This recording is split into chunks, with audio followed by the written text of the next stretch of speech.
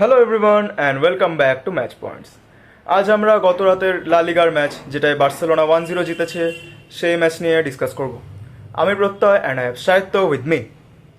Hi guys, তো আজকে আমরা যেটা নিয়ে আলোচনা করব সেটা হচ্ছে বার্সেলোনার ম্যাচ নিয়ে এবং লা লিগার টপ 3 স্ট্যান্ডিংয়ের কী অবস্থায় রয়েছে এখন সেই হিসাবে আলোচনা করব।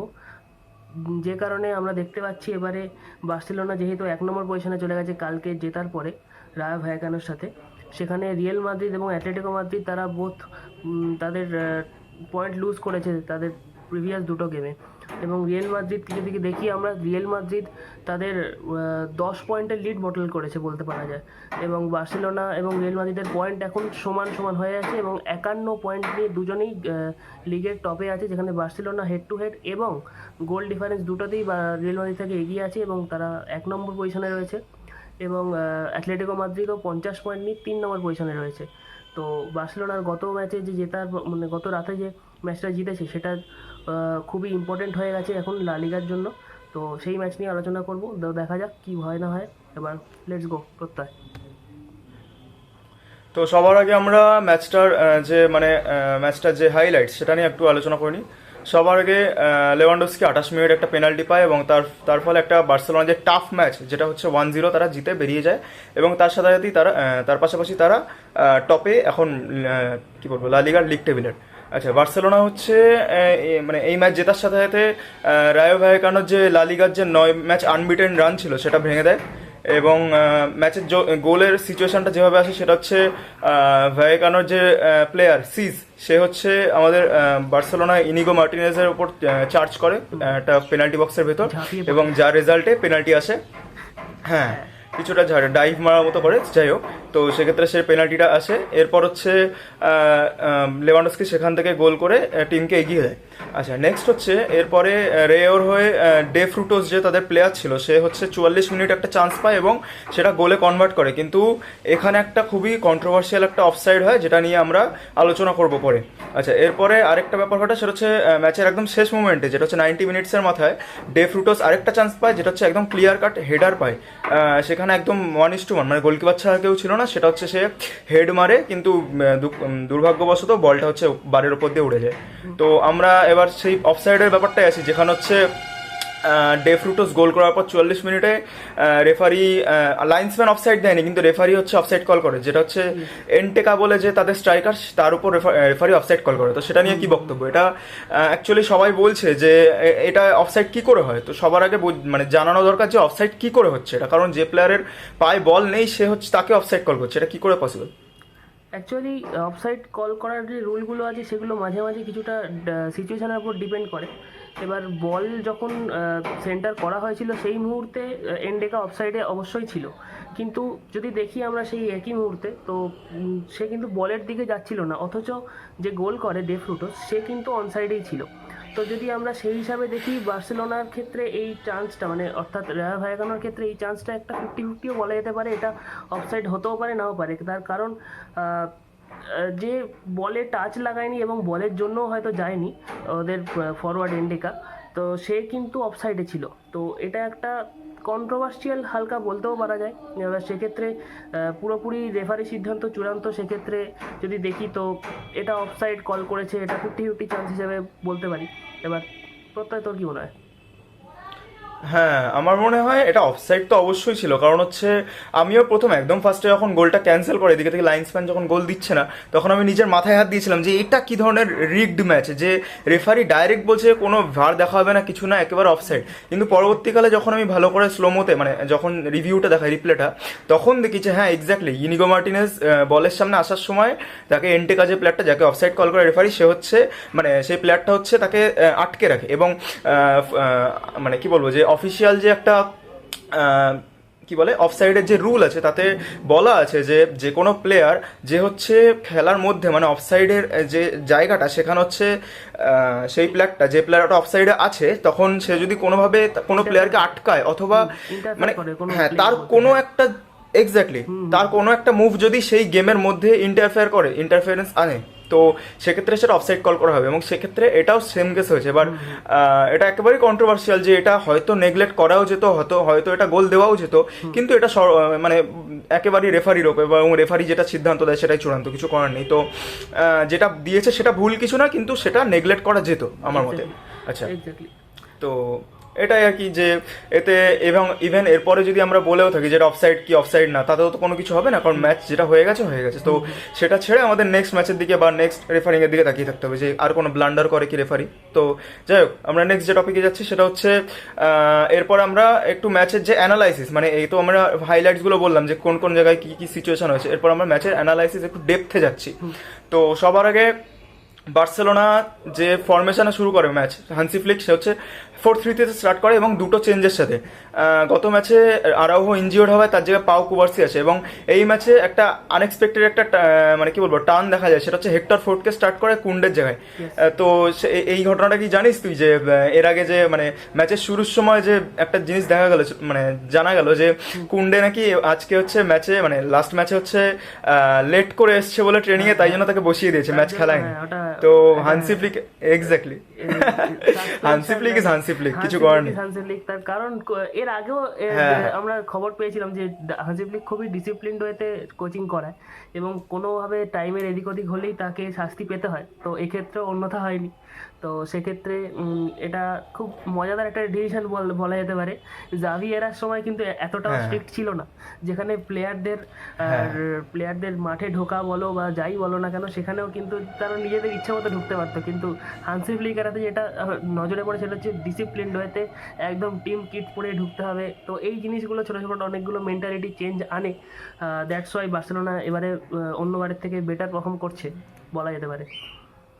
একেবারে হান্সি ফ্লিক জার্মান, তো জার্মান রুলিং যেটা করছে, যে যাই হোক, তাতে আমাদের ফুল সাপোর্ট আছে এবং এটাই করা উচিত। কোনো প্লেয়ারের নাম নয়, তার পারফরমেন্স, তার ইন্টেন্সিটি, তার ম্যাচের প্রতি বা টিমের প্রতি কতটা রেসপেক্ট, সেই জিনিসটার ওপরই সেই প্লেয়ারকে মানে কি বলবো যে সে চান্স পাবে কিনা সেটা করা উচিত, মানে তাকে চুজ করা উচিত। এটাই আমাদেরও ফুল সাপোর্ট এবং এটা করার ফলে কুন্ডে পরবর্তীকালে যে এই ভুলটা করবে না সেটা একেবারেই শিওর, মানে সেটা শিওরিটি পাওয়া যায়।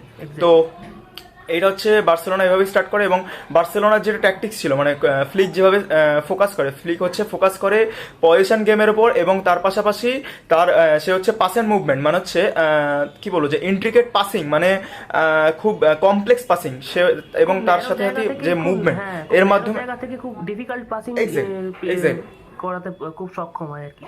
এটা হচ্ছে হ্যাঁ সেটার মাধ্যমে clear cut scoring opportunity create করা, সেটার উপর ফোকাস করছিল হান্সি ফ্লিক। আচ্ছা, রেও ভায়াকানো সেখানে পাশাপাশি তারা স্টার্ট করে দুটো চেঞ্জে এবং 4-2-3-1 এবং রায় ভায়াকানোর যেটা টিম মানে যেটা হচ্ছে স্ট্র্যাটেজি ছিল তা হলো 1 নম্বর তাদের সলিড ডিফেন্সের উপর তারা ফোকাস করে এগোচ্ছিল এবং তার পাশাপাশি তারা কুইক কাউন্টারে বার্সেলোনার যে ডিফেন্সিভ ল্যাপসগুলো মানে ওপেন হচ্ছিল সেগুলো এক্সপ্লয়েট করার জন্য তারা ফোকাস রাখছিল। আচ্ছা, নেক্সট আমরা যেটা কথা বলবো সেটা হচ্ছে ইনিগো মার্টিনেজ এবং কুবার্সি তারা ডিফেন্সে যে ডুও, তারা রায়োর যে অ্যাটাকিং থ্রেডগুলো সেটা লিমিট করছিল এবং তার পাশাপাশি ফ্রেঙ্কি ডেজং ডিপ থেকে বিল্ড আপ করছিল এবং যার জন্য হচ্ছে অনেক সুবিধা হয়। তো ডেজংয়ের এই ডিপ খেলা এই নিয়ে মানে এটা কি বেটার পারফরমেন্স করছে, মানে নাকি ডেজং একটু ওপরে খেললে সেটাই বেটার হয়, এটা মানে সম্পর্কে কি মতামত? এটা অ্যাকচুয়ালি হচ্ছে হান্সি ফ্লিকের যে সমস্ত ট্যাকটিক্সে আমরা দেখেছি এখনও অবধি, সেখানে যদি দেখি তো ফ্র্যাঙ্কি ডিয়ংকে যদি আমরা খেলাই মিডফিল্ডারে বা ডিফেন্সিভ মিডে ডিপ লাইন হিসাবে, তো সেক্ষেত্রে গেমে অনেকটা কন্ট্রোল পাওয়া যায়। যেখানে বল যদি কোনোভাবে, কারণ প্রত্যেকটা প্লেয়ারই খুব ভালো টেক অনে যেতে পারে আমাদের উইঙ্গাররা, তো খুব ফিয়ারলেস খেলে যেহেতু, তো সেক্ষেত্রে বল লুজ করার চান্সও অনেকটা বেড়ে যায়। সেক্ষেত্রে যদি একটা মিডফিল্ডে ডিফেন্সিভ লাইনে ডিপ লাইনে একজন একটু অ্যাঙ্করিং টাইপের রোল প্লে করতে পারে বা একটু গেম স্লো করতে পারে বা গেম কন্ট্রোল করতে পারে, সেক্ষেত্রে টিমের বাকি প্লেয়ারদের খুব সুবিধা হয়। তো সেই কারণে ফ্র্যাঙ্কি ডিয়ংকে ওই রকম একটা পজিশনে খেলানো এবং ওই রোলে খেলানোটা আমার মনে হয় খুবই খুবই দারুণ একটা ডিসিশন। এবং এটার জন্য বার্সেলোনা অনেকটা ডিফেন্সিভ দিক থেকেও অনেকটা হেল্প পায়। ইনিগো মার্টিনেজ এবং কুবার্সিও প্লেমেক করতে সক্ষম হয়, সেক্ষেত্রে ভালো ভালো পাস দিতে সক্ষম হয়। তো এটা একটা ভালো দিক বলতে পারা যায় ফ্র্যাঙ্কি ডেজংকে ওই পজিশনে খেলানো। হ্যাঁ, এক্স্যাক্টলি। তো ফ্র্যাঙ্কি ডে জং এটা একটা মানে একটু ডিপ খেলানো, এটা একটা বলতে গেলে একটা ভালো মাস্টার স্ট্রোক, যেটা হচ্ছে গতকাল ম্যাচেও দেখা গেছে। কারণ হচ্ছে গতকাল ম্যাচে রায়ো ভ্যালেকানোর যে স্ট্রাইকার মানে যে ডুও, তারা হচ্ছে বারবার প্রেসার করছিল এবং তার জন্য ডেজং নিচে নেমে যাতে তাদের অপশানটা কমিয়ে দিচ্ছিল। মানে তারা অ্যাকচুয়ালি যে দুটো আমাদের ডিফেন্ডার যে হচ্ছে ইনিগো মার্টিনেজ এবং কি বলে পাউ কুবার্সি, তাদের উপর প্রেস করছিল, তার জন্য হচ্ছে 3 নম্বর ম্যান দরকার ছিল আমাদের বার্সেলোনা। তো ডেজং সেক্ষেত্রে নিচে এসে হেল্প করছিল এবং তার ফলে ভালোভাবে গেমটা নিজেদের মানে প্রেসিং ছাড়াই গেম বের করতে পারছিল। আচ্ছা, নেক্সট আমরা যেটা ফোকাস করবো সেটা হচ্ছে বার্সেলোনার নেক্সট স্ট্র্যাটেজি। সেটা হচ্ছে তারা মিডফিল্ড ডমিনেট করেছে। তারা হচ্ছে 60% পজিশন রেখে নিজেদের গেম বের করেছে এবং তার পাশাপাশি মিডফিল্ডে যারা যারা ছিল, যে ট্রায়ো, ফ্র্যাঙ্কি ডে জং এবং পেড্রি এবং তার পাশাপাশি গাভি, এরা তিনজনে যেভাবে ম্যাচের টেম্পো কন্ট্রোল করেছে এবং তারা যেভাবে স্কোরিং অপরচুনিটি ক্রিয়েট করেছে, তো সেটা একটা খুবই দেখার মতো বিষয়। তো এখানে যেটা বলার দরকার সেটা হচ্ছে পেড্রির পারফরমেন্স। পেড্রির কালকে একটা এলিগেন্ট পারফরমেন্স দিয়েছে এবং সেটা নিয়ে তো কারোর কোনো মানে কি বলবো, যে পেড্রির পাশাপাশি পেড্রিকে যেভাবে মানুষজন অন্যান্য প্লেয়ারের সাথে যে কম্প্যারিজন করে, যে মানে পেড্রি ভালো কি খারাপ, তো কালকের ম্যাচ অ্যাটলিস্ট দেখা উচিত যে পেড্রি হয়তো স্কোর শিটে নেই, কিন্তু পেড্রি যা করেছে সেটা দেখার মতো। আচ্ছা, ঠিক কি না? মানে পেড্রির রোলটা একটা প্রচন্ড একটা হ্যাঁ, মেনলি যেটা বলা সেটা হচ্ছে পেড্রি এবং পেড্রির যে সবচেয়ে কাছাকাছি যদি কম্পিটিটার কেউ বলা হয় সেটা হচ্ছে বেলিংহ্যামকে সবাই বেশিরভাগ ধরে। তো সেক্ষেত্রে বেলিংহ্যামকে যদি আমরা দেখি, বেলিংহ্যাম একটু অ্যাটাকিং অবশ্যই এবং স্কোরিংয়ের দিকে যেতে ভালোবাসে এবং ভালো চান্স ক্রিয়েট করে বা ভালো টাচে একদম লাস্ট মোমেন্টে ক্লাচ গোল মারে, সেগুলো বেলিংহ্যাম করতে পারে। কিন্তু আমরা যদি ওপর দিকে পেড্রির হিসাবে দেখি, তো পেড্রি একটা অন্য প্রোফাইলের প্লেয়ার, একেবারে বেলিংহ্যাম টাইপের নয়, যেখানে পেড্রি চায় ম্যাচের কন্ট্রোল পুরোপুরি নিজের দিকে আনতে, পুরোপুরি ম্যাচটাকে একেবারে মানে একেবারে পুরোপুরি বানাতে গেমটা সাজিয়ে দিতে চায়। এবং পেড্রির যে বল কন্ট্রোল বলো বা পেড্রির পাসিং সেন্স বা পেড্রির পুরোপুরি যে স্ক্যানিং সেন্স, সেগুলো মানে out of the box. In fact এই বছরে পেড্রির যে ইনজুরি না হওয়ার যে ব্যাপারটা, তো সেটাও একটা খুব বড় কারণ। কারণ আগের সিজনে বা তার আগের সিজনে পেড্রি খুব ইনজুরি পাচ্ছিল, কন্টিনিউ ম্যাচ খেলে খেলে ইনজুরি পাচ্ছিল, কিন্তু এই সিজনে সেটা পুরোপুরি আউট হয়ে যাওয়ার ফলে পেড্রি একেবারে নিজের মেন মানে ইয়েটা ধরতে পেরেছে। তো এটা একটা সবচেয়ে বড় ব্যাপার, মেন গেমটা ধরতে পেরেছে। That's why Pedri out of the box খেলছে লিটারালি। মানে বার্সেলোনার যদি মিডফিল্ডে বেস্ট কোনো প্লেয়ার ধরা, সেটা অবভিয়াসলি পেড্রি, এবং সেটা শুধু এই ম্যাচ বলে না, প্রত্যেকটা ম্যাচে Pedri out of the box মানে লিটারালি ম্যাজিক্যাল পারফরমেন্স দিচ্ছে। এক্স্যাক্টলি। বেলিংহ্যাম আর পেড্রির মধ্যে যদি আমরা কি বলবো যে কম্প্যারিজন রাখি, তাহলে এটা অনেকটা ইনিয়েস্তার জাভির মতো। কারণ দুজনেও মিডফিল্ড খেলতো, কিন্তু বেলিংহ্যাম কি করতো, ক্লাচ প্লেয়ার ছিল এবং বেলিংহ্যাম কি করে, ক্লাচ প্লেয়ার। এবং তার পাশাপাশি বেলিংহ্যাম কি করে, যে পজিশনগুলো, যে স্পেস যেগুলো মানে মাদ্রিদ যে স্পেসগুলো বের করে অপোনেন্টের ডিফেন্স থেকে, সেগুলো এক্সপ্লয়েট করে। সেখানে পেড্রি হচ্ছে সেখান থেকে খেলা বানানো অ্যাকচুয়ালি জাভির মতো। তো দুজনের পজিশন সেম হলেও দুজনের প্লেয়িং স্টাইল সম্পূর্ণ আলাদা। তো পেড্রির যে ম্যাজিক্যাল পারফরমেন্স সেটা রিসেন্টলি খুবই ভালোভাবে দেখা যাচ্ছে এবং গতকালের ম্যাচ তার একটা নিদর্শন। আচ্ছা, নেক্সট আমরা যেটা বলবো সেটা হচ্ছে বার্সেলোনা অ্যাটাক। বার্সেলোনার অ্যাটাকে সবার আগে যার উপর নজর রাখা মানে বলা উচিত, সে হচ্ছে বার্সেলোনা অ্যাটাকের ফোকাল পয়েন্ট, সেটা হচ্ছে লেভানডস্কি। রবার্ট লেভানডস্কি নিজের ফিজিক্যালিটি এবং নিজের ডামি রানের মাধ্যমে যেভাবে অপোনেন্টের নিজের টিমমেটদের জন্য স্পেস ক্রিয়েট করছে, সেটা খুবই একটা মানে পজিটিভ একটা ব্যাপার, ঠিক কিনা? একদম একদম। লেভানডস্কি যে হঠাৎ করে নিচে নেমে আসছে এবং প্লে মেকিং এ সাহায্য করছে, দ্যাটস ওয়াই যে উইঙ্গারগুলো তাদের খুব ভালোভাবে এক্সপ্লয়েট করতে পারছে। যেহেতু আমাদের স্পিডি ফরওয়ার্ড আছে, লেভানডস্কি সামান্য বয়স হয়ে যাওয়ার কারণে লেভানডস্কি অতটা স্পিডে উঠতে পারে না, কিন্তু আমার যে উইঙ্গার আছে রাফিনিয়া এবং ইয়ামাল, তারা যে ফাস্ট পেসিংয়ে এগোতে পারে, সেটা একমাত্র লেভানডস্কি ডিপে নাবে বলে তবেই এগোতে পারে। এবং লেভানডস্কির পাসিংও খুব সুন্দর, এবং যে কারণে 2-3টে চান্স ক্রিয়েটও করেছে লেভানডস্কি, সেখানে রাফিনিয়া হয়তো এক্সপ্লয়েট করতে পারেনি, মিস করেছে অনেক দু একটা চান্স। তো এটা একটা বলা যেতে পারে লেভানডস্কির খুব দারুণ একটা প্লে মেকিং হয়েছে। হ্যাঁ, লেভানডস্কিকে দিয়ে হয়তো বার্সেলোনা প্রথমের দিকে যেটা ট্রাই করছিল সেটা হচ্ছে হাই প্রেসিং, কিন্তু লেভানডস্কিকে এখন কি করছে সেটা হচ্ছে টার্গেট ম্যান হিসেবে খেলাচ্ছে মোস্ট প্রবাবলি। তো তার জন্য হাই প্রেসিং যেটা করছে সেটা হচ্ছে গাভি। তো লেভানডস্কির রোল চেঞ্জ হয়, লেভানডস্কির খেলা আরো ভালোভাবে বেরিয়ে এসছে। আচ্ছা, নেক্সট আমরা যেটা নিয়ে আলোচনা করবো সেটা হচ্ছে আমাদের মানে বার্সেলোনার যে উইঙ্গার রাফিনা এবং লামিন ইয়ামাল, তাদের হচ্ছে মানে তারা যেভাবে গেমটা বের করছিল তারা হচ্ছে সবার আগে রেও ভ্যালেকানোর যে কম্প্যাক্ট ডিফেন্স সেটাকে স্ট্রেচ করার চেষ্টা করছে, এবং তার ফলে যে প্রোভাইড মানে উইথগুলো যে প্রোভাইড করছে, এবং তার মাধ্যমে যে যারা হচ্ছে সাইড ব্যাক বা নিজেরাও যে মানে তাদের যে পেসের সাহায্যে যে ওভারল্যাপ করে এগোনোর চেষ্টা করছিল, সেটা হচ্ছে আরেকটা ট্যাকটিক্স ছিল বার্সেলোনার। নেক্সট আমরা যার উপর নজর রাখবো সেটা হচ্ছে রায়া ভ্যালেকানোর গোলকিপার। সেকেন্ড হাফে তাদের যে গোলকিপার বাটায়া, সে হচ্ছে যেভাবে সেভ দিয়েছে, মানে ক্রুশিয়াল যেসব সেভ দিয়েছে, সেখানে হচ্ছে বার্সেলোনার 2.53 এক্সজির মানে মানে জায়গায় একটা মাত্র পেনাল্টিতে গোল কনসিড করেছে। তো সেই জন্য হিরোইক পারফরমেন্স, সেটা নিয়ে একটু কিছু বলা দরকার হ্যাঁ, অবভিয়াসলি রেওর গোলকিপারের।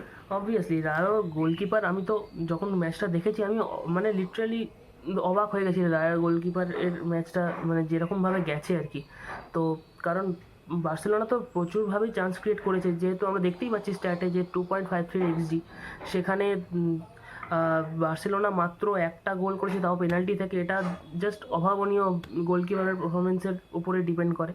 তো দ্যাটস ওয়াই রায়োর গোলকিপার নিয়ে কিছু বলার নেই, খুবই ক্রুশাল সেভ করেছে, এবং শুধু সেভ বলে নয়, পজিশনিংও ভালো ছিল তার, এবং তার আও মানে বক্সের বাইরে মিন্স মানে আউটিংটাও খুব যথেষ্ট ভালো ছিল, আমি দেখেছি যেটুকু।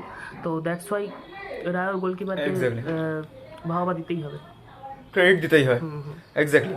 আর তার পাশাপাশি আমাদের যে মানে অপোজিশনের গোলকিপার, মানে হচ্ছে বার্সেলোনার গোলকিপার, দ্য চেন স্মোকার চেজনি নিয়ে আমরা একটু আলোচনা করব। তো চেজনি ব্যাপারে নিয়ে আসছি আমরা, যে রায়োর অ্যাটাকিং বারবার যে তারা কাউন্টার অ্যাটাক তুলছিল, এবং তার ফলে যারা যে তারা যে হাই প্রেস করছিল, এবং তার পাশাপাশি তারা যে অ্যাটাক ক্রিয়েট করছিল, এবং যে মানে কাউন্টার অ্যাটাকের মাধ্যমে যে থ্রেট ক্রিয়েট করছিল, সেগুলোর একমাত্র চেজনি ছিল বলেই যেভাবে ডাবল সেভ ট্রিপল সেভ দিয়ে যেগুলো বাঁচিয়েছে, সেগুলো একটা আনএক্সপেক্টেড একটা মানে কি বলবো, যে বার্সেলোনার নির্ঘাত ম্যাচ হাত থেকে বেরিয়ে যাওয়া থেকে বাঁচিয়েছে সেজনি।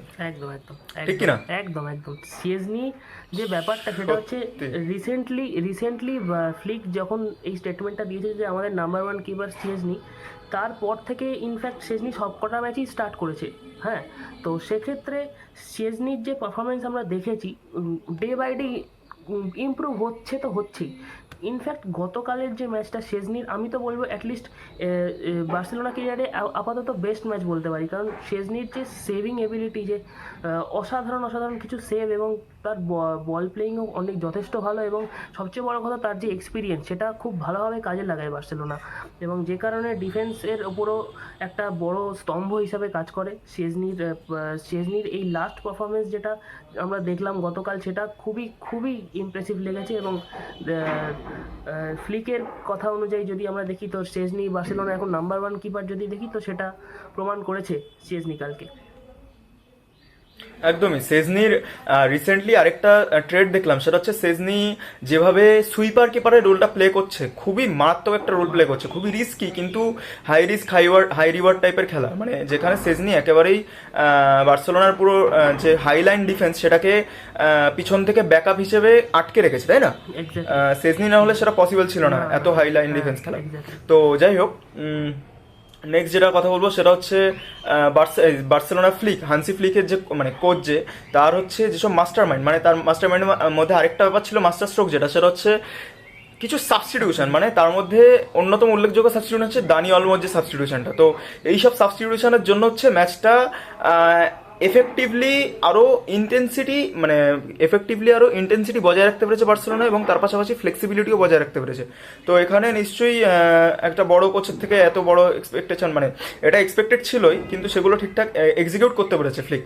আচ্ছা, নেক্সট আমরা এটা নিয়ে কথা বলবো। তো হ্যাঁ, ইয়ামাল আর রাফিনা যে কালকে ফিনিশিং যেগুলো ল্যাক করেছে, মানে যে সমস্ত ক্রিটিক্যাল জায়গায় যেভাবে মিস করেছে তারা, সেই নিয়ে কিছু মানে তাদের ওপর, মানে তাদের কি টাইম শেষ হয়ে গেল, মানে তারা কি এত গোল্ডেন যে একটা গেম প্লে খেলছিল নিজেদের, যে পায়ে টাচ লাগলেই গোল হচ্ছিল, সেটা কি এখন শেষ হয়ে গেল বলে মনে হচ্ছে? না, তেমনটাও নয় আমার মতে। তো ইয়ামালকে নিয়ে কিছু বলার নেই, ইয়ামালের যথেষ্ট ইয়ং এজে, ও তাকে নিয়ে কিছু বলার নেই। আমি যদি দেখি রাফিনিয়ার কথা, তো রাফিনিয়া যে ফর্মের মধ্যে দিয়ে যাচ্ছে বা কিছু, সেখানে একটা দুটো ম্যাচ এরকম হতেই পারে। তো এটা এমন কিছু ব্যাপার নয়।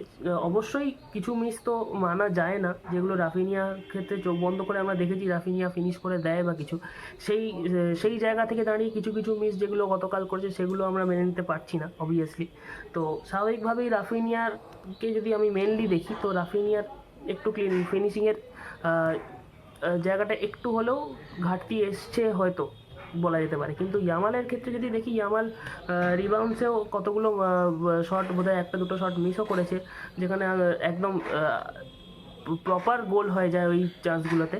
সেখানে ইয়ামাল কতগুলো মিস করেছে। এবার সেখানে ইয়ামালকে যদি আর একটা জিনিসও দেখি আমরা, সেক্ষেত্রে ইয়ামাল যেহেতু খুব ভালো একজন ড্রিবলার এবং খুব ভালো ফুটবলিং ব্রেন আছে, কিন্তু ইয়ামালের একটা ডিসঅ্যাডভান্টেজ যদি আমরা দেখি, সেটা হচ্ছে ইয়ামালের হাইট এবং ফিজিক যদি দেখি, সে খুব ইজিলি ড্রিবল করতে পারলেও প্লেয়ারদের গায়ে কিন্তু তারা ধরা পড়ে যায়। এটা একটা সবচেয়ে ডিফিকাল্ট সিচুয়েশন হতে পারে, কারণ 17 বছর বয়সে এরকম একটা হাইট অ্যাচিভ করা এবং সেখান থেকে ড্রিবল করে বেরোনো, এটা কিন্তু খুব ইন্টারেস্টিং ব্যাপার। কারণ ওই রকম হাইটে, ওরকম বডিতে কিন্তু সেন্টার অফ গ্র্যাভিটি যেটা আমরা দেখি, সেটা কিন্তু থাকে না। তো দ্যাটস ওয়াই যে ইয়ামালের যে ড্রিবলিং স্কিলটা, সেটা থাকলেও হয়তো সেখানে খুব ভালোভাবে ইয়ামালকে ট্যাকেল করা সম্ভব। তো যে কারণে এটা কিন্তু খুব একটা ইন্টারেস্টিং পয়েন্ট বলতে পারা যায়। সেখানে ইয়ামালের ফিনিশিংটাও একটু হয়তো হ্যাম্পার হতে পারে, কারণ খুব ভালোভাবেই ডিফেন্ডাররা তাকে ট্যাকেল বা বডি ট্যাকেলে ফেলে দিতে পারতে। এটা একটা বড় ব্যাপার। এক্স্যাক্টলি। তো বার্সেলোনা ম্যাচের শেষে আমরা এই এক্সজি নিয়ে আলোচনা করি। বার্সেলোনা এক্সজি ছিল 2.53, যেখানে রেও ভ্যালেকানোর এক্সজি ছিল 0.97। তো একেবারেই ডমিনেট করে খেলেছে বার্সেলোনা। কিন্তু তা সত্ত্বেও দুটো টিমের যে গোলকিপার, বিশেষ করে রেওর যে গোলকিপার, তার এত আনএক্সপেক্টেড খেলার জন্য, মানে এত সেভারাল চান্সেস সেভ করার জন্য বার্সেলোনা মাত্র 1-0 বলেই, তাও সেটা পেনাল্টিতেই তাদেরকে ম্যাচটা বের করতে হয়েছে। আচ্ছা, বার্সেলোনা টোটাল হচ্ছে 14টা শট রেখেছিল বার্সেলোনা প্লেয়াররা, এবং যার মধ্যে 5টা ছিল অন টার্গেট। আর বার্সেলোনা এখন নেক্সট ম্যাচ কাদের সাথে আছে? লাস পালামাসের সাথে, আই থিঙ্ক 23 ফেব্রুয়ারি। লাস পালমাস। হ্যাঁ, হোম না অ্যাওয়ে? অ্যাওয়ে মনে হচ্ছে না? Away match. হ্যাঁ হ্যাঁ হ্যাঁ। তো এইটাই হচ্ছে ব্যাপার। বার্সেলোনা নেক্সট লাস পালমাসের সাথে খেলবে। একবার পয়েন্ট টেবিলটা দেখে নিই। বার্সেলোনা 51 পয়েন্ট, প্রত্যেকটা টিমই এখন 24টা ম্যাচ খেলে নিয়েছে, গেম উইক 24 কমপ্লিট লা লিগার। বার্সেলোনা 24 ম্যাচ খেলে 51 পয়েন্টে +40 জিডিতে, মানে গোল ডিফারেন্সে 1 নম্বরে আছে। রিয়াল মাদ্রিদ 24 ম্যাচ খেলে সেম পয়েন্ট, 51 পয়েন্টে, কিন্তু তাদের জিডি হচ্ছে +29, তাই জন্য তারা সেকেন্ডে আছে। এর পাশাপাশি অ্যাথলেটিকো মাদ্রিদ 1 পয়েন্ট পিছিয়ে আছে, সেম ম্যাচ খেলে তাদের জিডি হচ্ছে +23।